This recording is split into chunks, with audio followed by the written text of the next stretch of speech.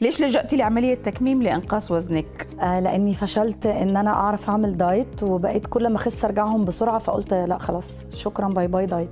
شفناكي في عدة حالات سمينة ونحيفة أنا ما بحبش كلمة بس معجعجة مكلبظه. مكلبظة.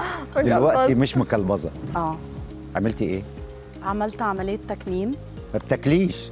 باكل بتيت. عزمناها على البيت ما كلتش حاجة. والله باكل بتيت كده كل 3-4 ساعات اكل لي حاجه طيب. صغيره. انا كان عندي مشكله في الحجاب الحاجز، كان عندي فتق في الحجاب الحاجز، فرحت الدكتور احمد المصري على اساس ان انا هعمل الكبسوله، فقال لي ما تنفعش معاكي ابدا لان الفتق كبير. وانا قعدت معاه بقى ارتحت له جدا، وفجاه خدت القرار لدرجه ان انا قلت له طب بص ما ينفعش تاخدني دلوقتي من هنا على المستشفى قبل ما ارجع في كلامي. فهو كان واثق جدا ان انا مش هرجع في كلامي، ورجعت البيت وكانت كل مأساتي محمد هيوافق ازاي.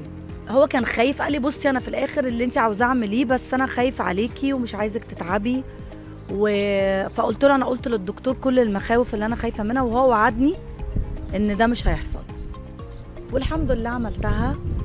وفعلا كل اللي كنت خايفه منه ما حصليش، الحمد لله كويسه جدا. وفعلا شايفه ان ده اصح قرار انا خدته في حياتي.